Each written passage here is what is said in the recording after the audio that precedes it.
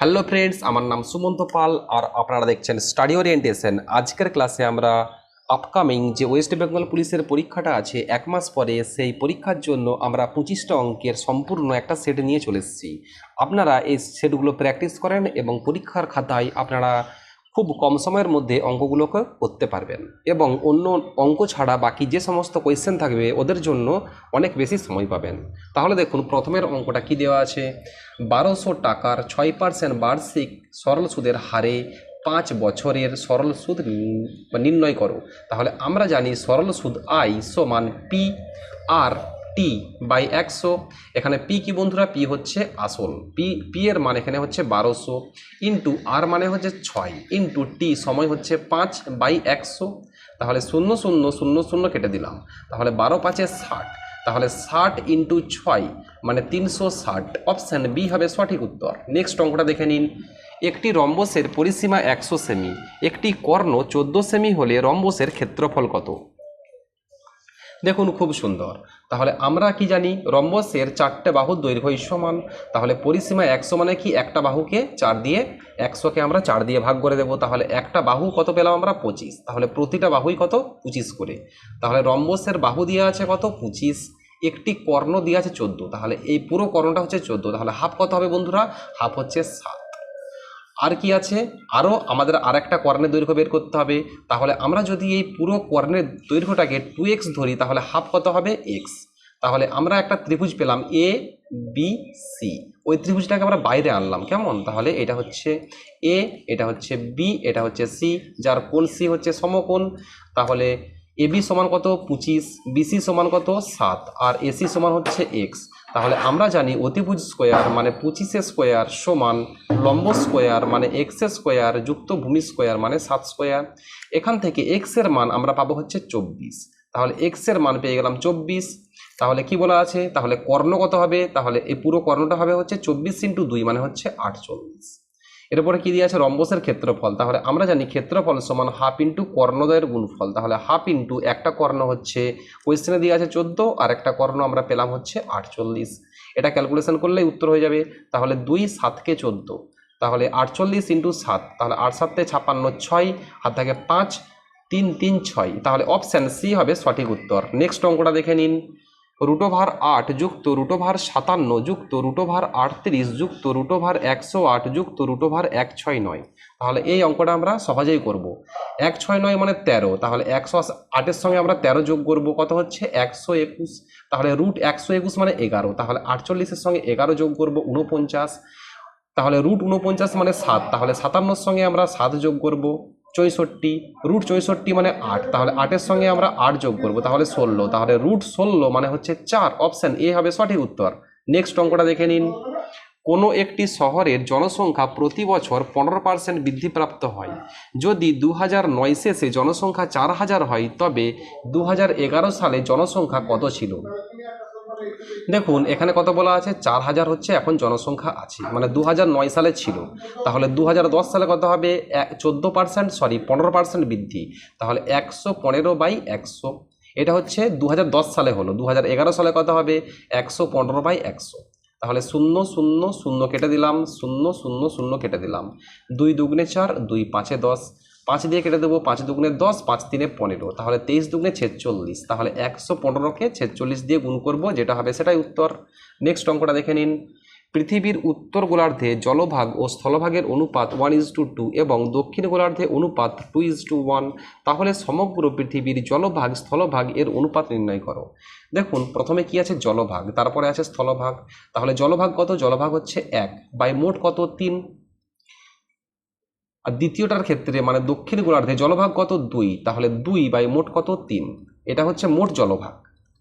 আর স্থলভাগ কত পাবো? স্থলভাগ পাবো হচ্ছে উত্তর গোলার্ধে স্থলভাগ হচ্ছে 2 বাই মোট কত? 3 যুক্ত দক্ষিণ গোলার্ধে স্থলভাগ হচ্ছে 1 বাই মোট কত? 3।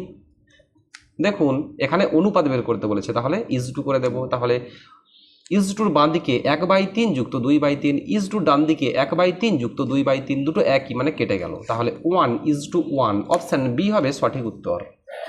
যদি পি সমান 999 হয়, তবে 3 root P into P square plus 3p plus 3 plus 1 is equals to কত?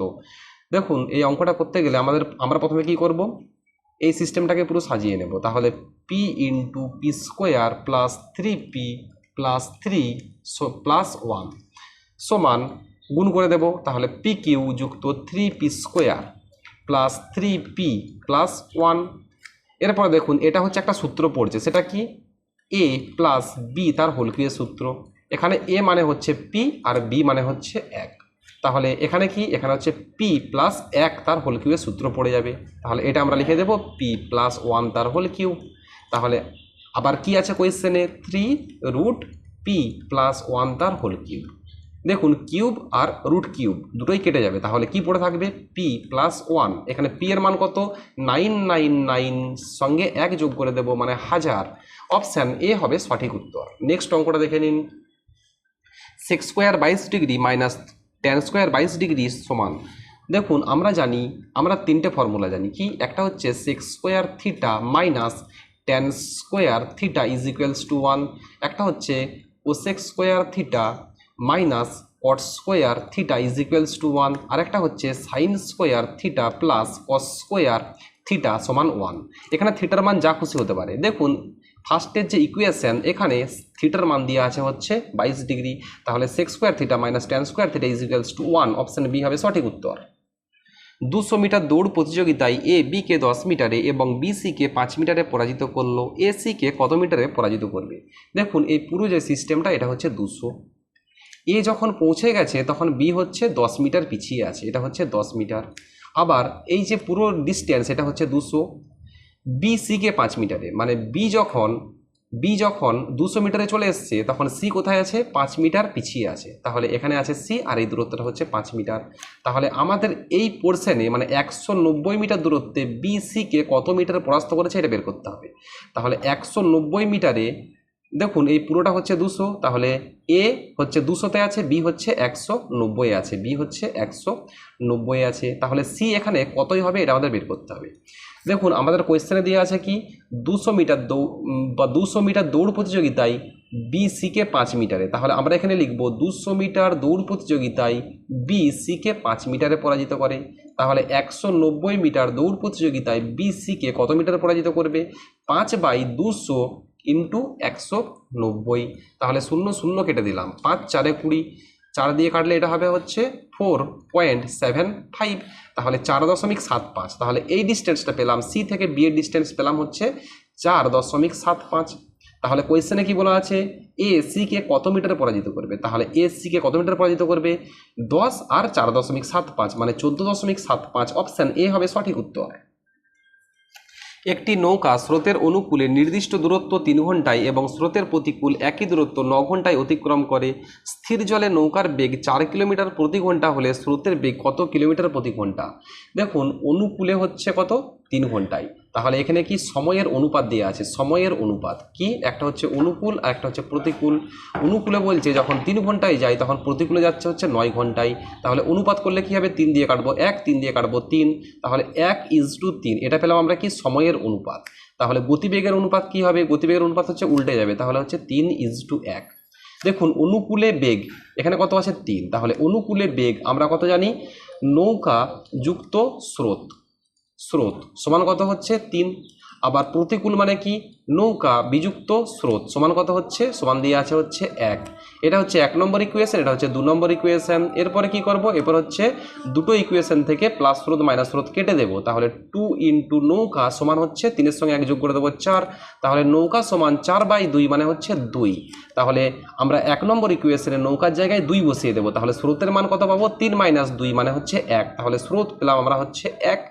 এরপরে কি বলা আছে, স্রোতের বেগ কত কিলোমিটার প্রতি ঘন্টা। যদি নৌকার বেগ 4 কিলোমিটার হয় তাহলে 2 ইন্ডিকেট করেছে 4, তাহলে 2-এর সঙ্গে 2 গুণ করলে 4, তাহলে 1-এর সঙ্গে 2 গুণ করব কত হবে বন্ধুরা, 2। তাহলে অপশান ডি হবে সঠিক উত্তর। নেক্সট অঙ্কটা দেখে নিন, 1 থেকে 35 পর্যন্ত জোড় সংখ্যাগুলির সমষ্টি।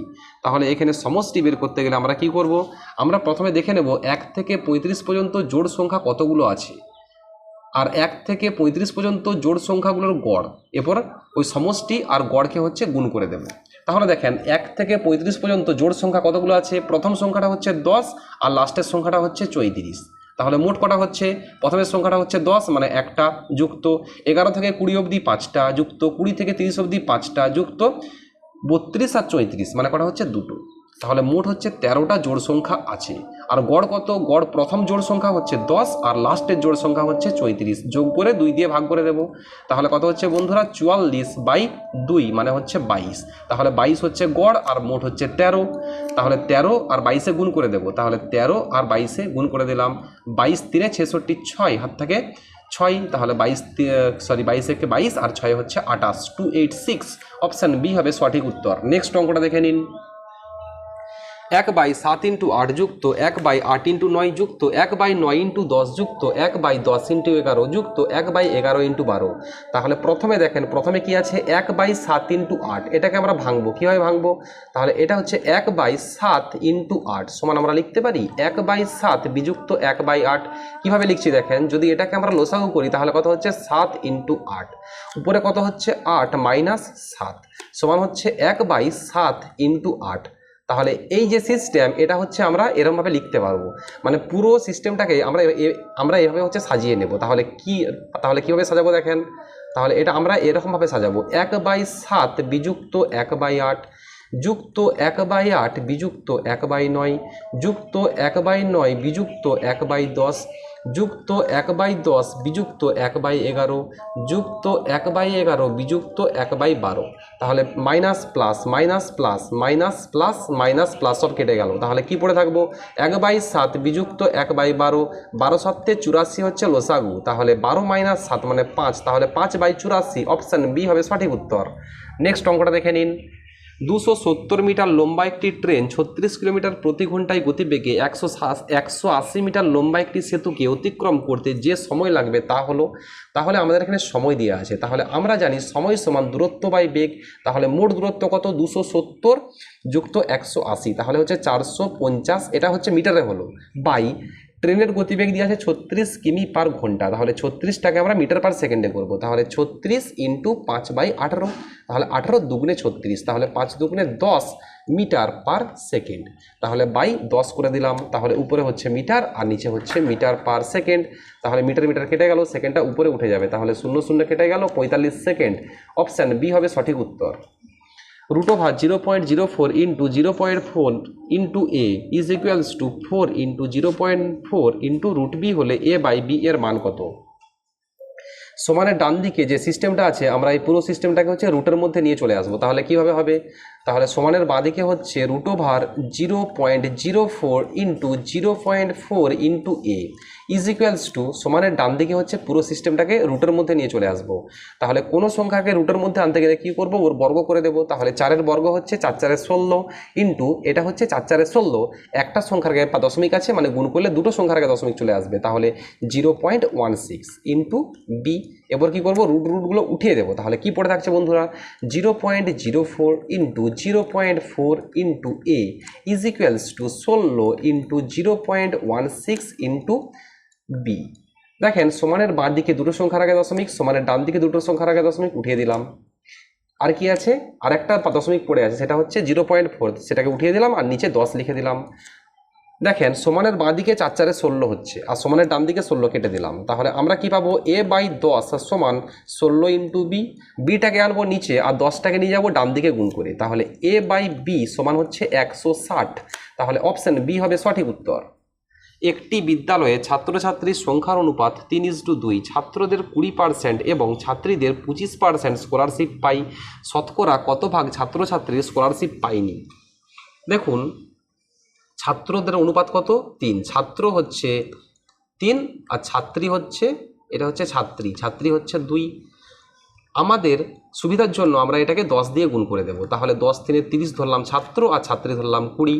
ছাত্রদের 20% স্কলারশিপ পাই, 20% পাচ্ছে, তাহলে 30 × 20/100 মানে 1/5 মানে 6 স্কলারশিপ পাচ্ছে, এটা হচ্ছে পাই। তাহলে কত পাচ্ছে, 6 পাচ্ছে। আর ছাত্রীদের 25%, তাহলে 20 × 25% মানে হচ্ছে 1/4, 4 5 20, 5 হচ্ছে পাচ্ছে। তাহলে কত পাচ্ছে না, 30 থেকে 6 বাদ দেবো 24, 20 থেকে 5 বাদ দেবো 15।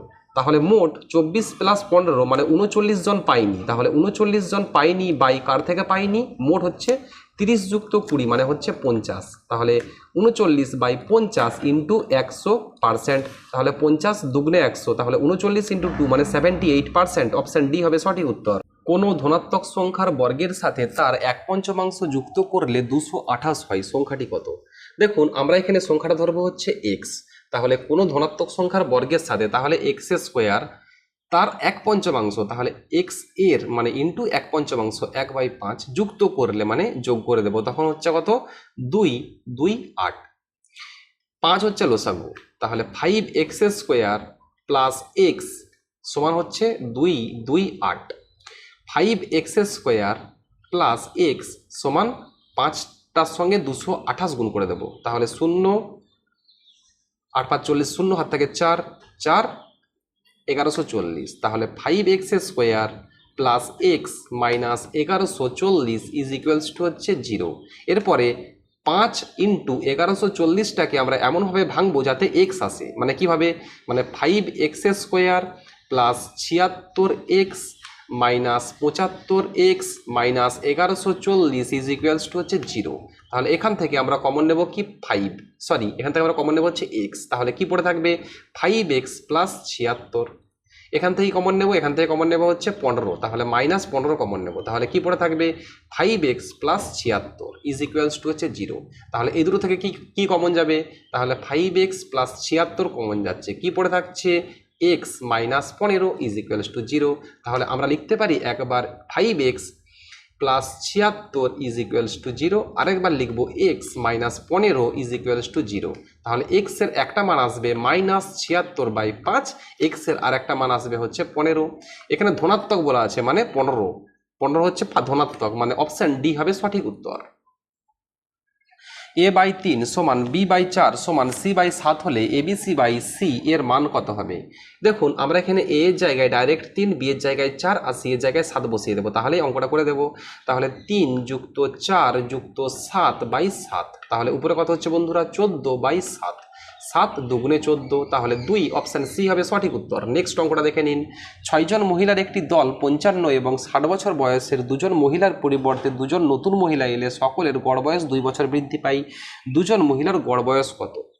দেখুন এখানে 6টা মহিলা, 1 2 3 4 5 6, কি বলা আছে দুটো মহিলা, একজনের বয়স হচ্ছে 55 আর একজনের বয়স হচ্ছে 60।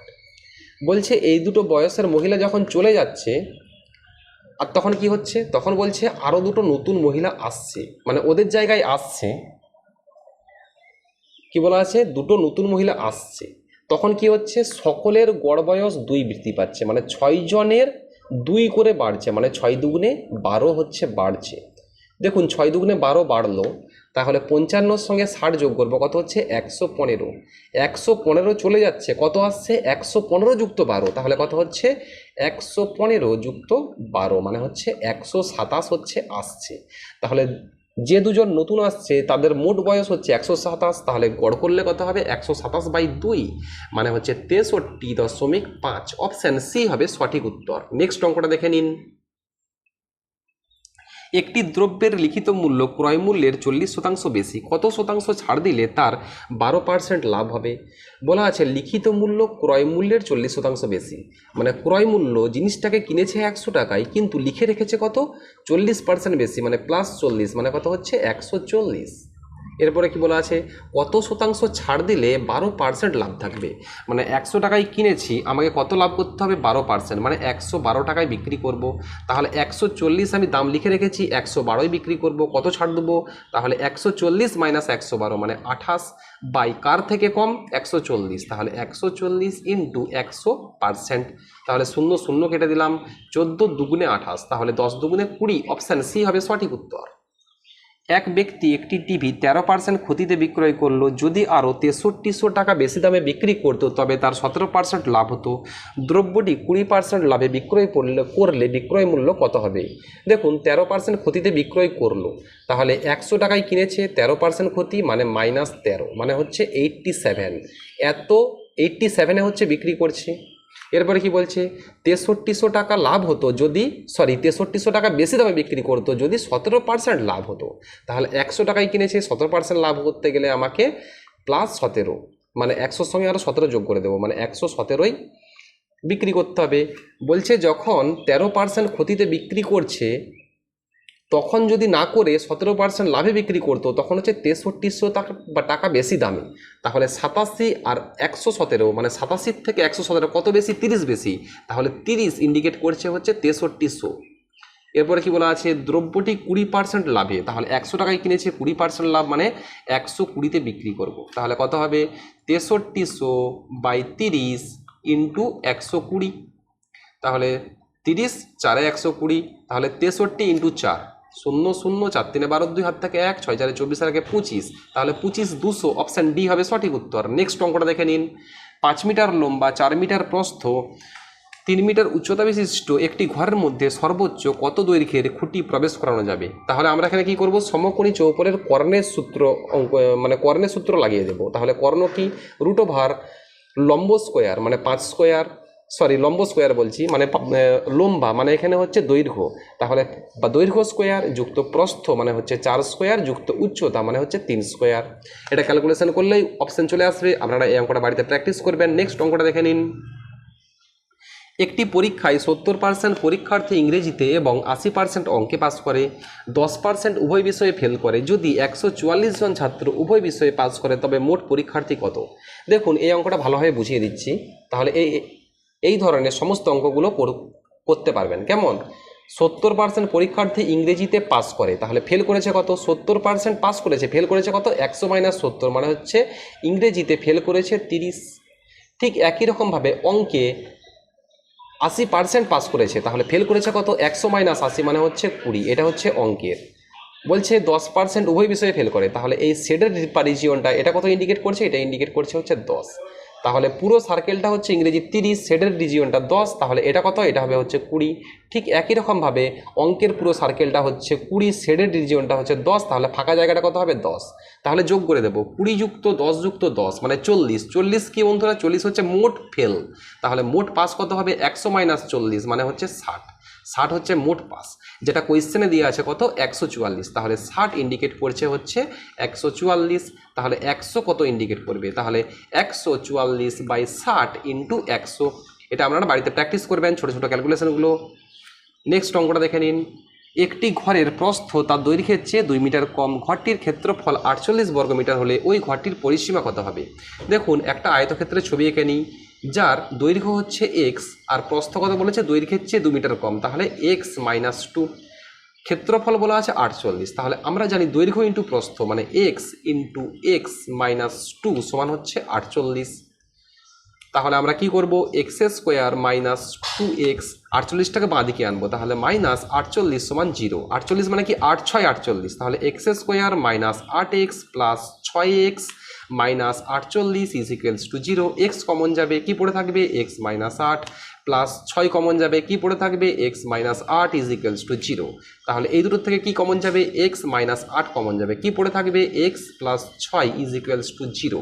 তাহলে কি হচ্ছে? আমরা একবার পাবো হচ্ছে x - 8 সমান 0, আর একবার পাবো হচ্ছে x প্লাস 6 সমান 0। তাহলে x এর মান হচ্ছে একটা 8 আর x এর মান হচ্ছে একটা -6। দেখুন এখানে পরিসীমা মানে বা দৈর্ঘ্য বা প্রস্থ মাইনাসে হবে নি, তাহলে এখানে x এর মানটা 8 হবে। তাহলে দৈর্ঘ্য পেলাম আমরা 8 আর প্রস্থ পাবো হচ্ছে 6। কি বলা আছে? পরিসীমা। তাহলে আমরা জানি পরিসীমা সমান 2 ইন্টু দৈর্ঘ্য মানে 8 যুক্ত প্রস্থ মানে 6। তাহলে 8 আর 6 যোগ করবো, 14 সঙ্গে 2 গুণ করে দেবো 28। অপশান বি হবে সঠিক উত্তর। নেক্সট অঙ্কটা দেখে নিন। কোনো সুষম বহুভুজের একটি অন্তঃকোণের মান 120 ডিগ্রি হলে বাহুর সংখ্যা কত? দেখুন আমরা এখানে কি জানি? আমরা জানি বাহুর সংখ্যা সমান 360 বহিক কোণ, এটা হচ্ছে ফর্মুলা। আবার আমরা জানি অন্তঃকোণ প্লাস বহিক কোণ সমান হচ্ছে 180। তাহলে অন্তঃকোণের মান দিয়ে আছে 120, তাহলে বহিক কোণ কত হবে? বহিক কোণ হবে হচ্ছে 180 - 120 মানে 60। তাহলে 360/60, 0 0 কেটে দিলাম, 6 6 36। অপশান সি হবে সঠিক উত্তর। নেক্সট অঙ্কটা দেখে নিন। যদি কোনো আসল 20 বছরে সুদে আসলে 5 গুণ হয় তবে বার্ষিক সুদের হার কত? দেখুন সুদে আসলে কত বলা আছে? 5 গুণ। তাহলে 5-এর সঙ্গে আমরা সবসময় কি করব? 1 বিয়োগ করে দেবো, কত হচ্ছে? 4। তার পিঠে দুটো শূন্য বসিয়ে দেবো বাই 20। তাহলে 20 20 400, তাহলে 20%। অপশান বি হবে সঠিক উত্তর। যদি সময় দেওয়া থাকে পার্সেন্টেজ বের করতে বলে বা পার্সেন্টেজ দেওয়া থাকে সময় বের করতে বলে, সিস্টেম কিন্তু সম্পূর্ণ একই। দুটি সংখ্যার গুণফল 63 75 এবং বিয়োগফল 10 হলে বড় সংখ্যার নিকট বড় সংখ্যাটি কত? দেখুন গুণফল, তাহলে এক্স ইন্টু ওয়াই সমান দিয়ে আছে হচ্ছে 63 75 বিয়োগফল মানে এক্স মাইনাস ওয়াই সমান দিয়ে আছে হচ্ছে 10। তাহলে দেখুন এখান থেকে আমাদের কি বলেছে? বড় সংখ্যাটি। তাহলে বড় সংখ্যা কত আমাদের এখানে? এক্স। তাহলে ওয়াই সমান কত? ওয়াই সমান হচ্ছে 63 বাই এক্স। তাহলে ওয়াই এর মানটা এখানে বসিয়ে দেবো। তাহলে x minus 63 by x is equals to 10। এখান থেকে এক্স এর মানটা আপনারা বাড়িতে প্র্যাকটিস করবেন। আমি আপনাদের আরেকটু বলে দিই, তাহলে এটা কি করব? এক্স হবে লসাগু, তাহলে এক্স স্কোয়ার মাইনাস 63 সমান হচ্ছে 10। এবার কি করব? এক্সটাকে ডান দিকে গুণ করে দেব। তাহলে আমরা পেলাম এক্স স্কোয়ার মাইনাস 63 সমান 10 এক্স। এরপরে কি করব? 10 এক্সটাকে বাঁ দিকে নিয়ে আসবো। তাহলে x square minus 10 x minus 63 is equals two 0। এবার কি করব? এবার হচ্ছে আপনারা বাড়িতে করবেন, এই 63 ভাঙবেন কি 85 ইন্টু 75 করে দিয়ে হচ্ছে এই মিডিল টার্ম ফ্যাক্টরটা আপনারা বাড়িতে প্র্যাকটিস করবেন। তো বন্ধুরা আজ এতদূর পর্যন্তই। যারা শেষ পর্যন্ত ক্লাসটি করলেন অবশ্যই কমেন্ট করে জানাবেন কেমন লাগলো, সাথে একটা লাইক দিন। আপনারা আপনাদের বন্ধু বান্ধবদের মধ্যে শেয়ার করে দেবেন এবং সাবস্ক্রাইব করে রাখবেন। আপনাদের কোনো কোয়েশ্চেন বা সাজেশন থাকলে কমেন্ট করে জানিয়ে দিন। প্রিপারেশন জারি রাখুন। আমি আছি আপনাদের সঙ্গে। ভালো থাকবেন, সুস্থ থাকবেন। জয় হিন্দ, জয় ভারত।